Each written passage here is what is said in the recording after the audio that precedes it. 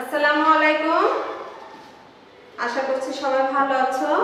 আমি এর আগে তোমাদের ক্লাসে যে গল্পটি পড়িয়েছি দুঃখুর ছেলেবেলা, গল্পের মূল ভাবটা আমরা সবাই জানি, তাই তো?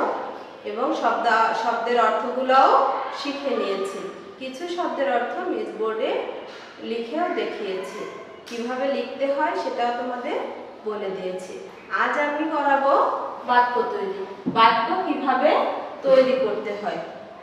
আমাদের পাঠ্য বইয়ের 46 পৃষ্ঠায় দেখো, পাঠ্য বইয়ের 46 পৃষ্ঠায় দেখো, এখানে লেখা আছে ঘরের ভিতরের শব্দগুলো খালি জায়গায় বসিয়ে বাক্য তৈরি করি।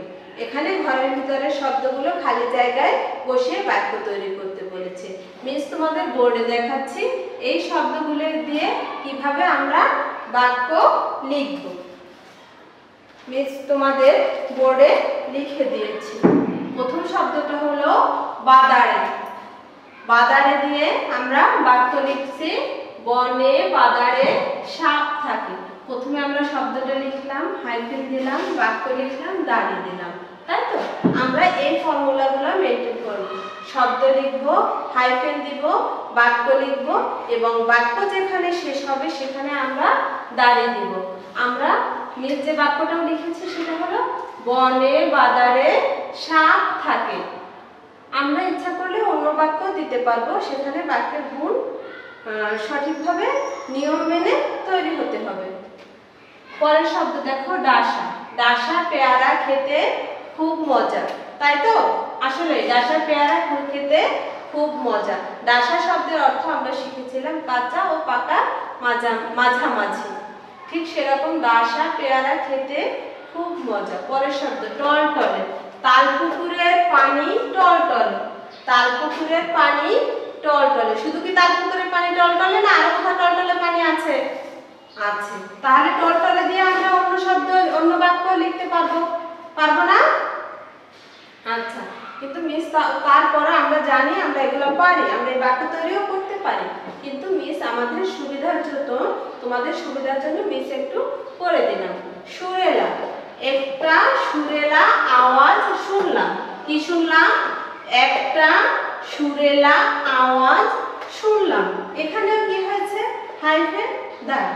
পরের শব্দ মুগ্ধ। দুখু মিয়ার গান শুনে সবাই মুগ্ধ হতো।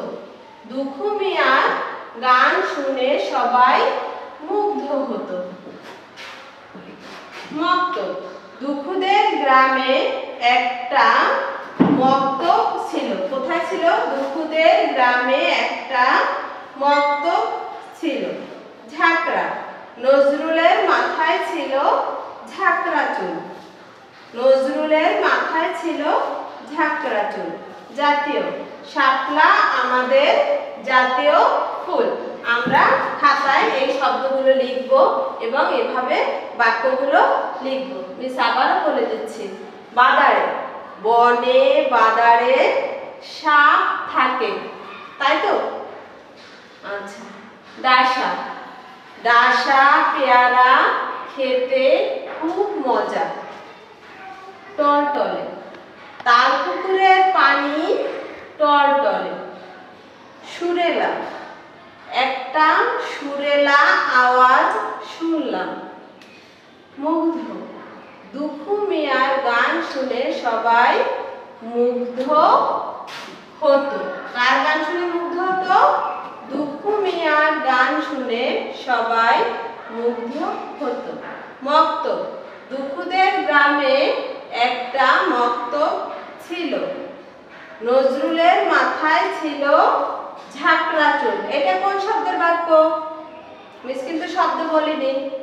নজরুলের মাথায় ছিল ঝাঁকড়া চুল। তাহলে ঝাঁকড়া দিয়ে আমরা বাক্য লিখেছি নজরুলের মাথায় ছিল ঝাঁকড়া চুল। চুল দিয়ে যদি তোমাদের বাক্য লিখতে বলে সেক্ষেত্রে তোমরা কি করবে? আর তোমরা একই বাক্য এখানেও লিখতে পারবে।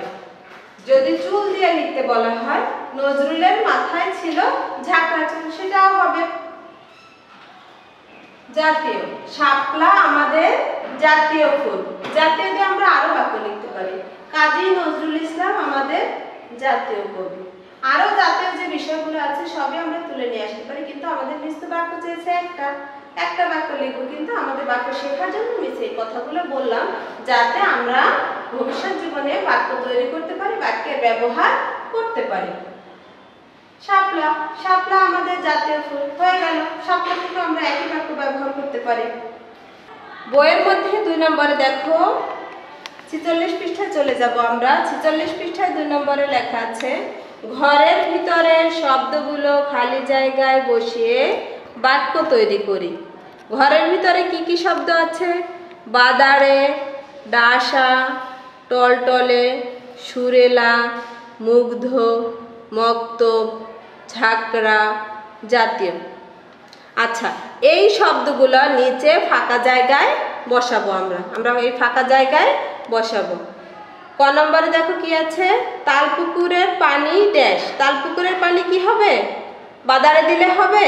হবে না। ডাসা দিলে হবে? হবে না।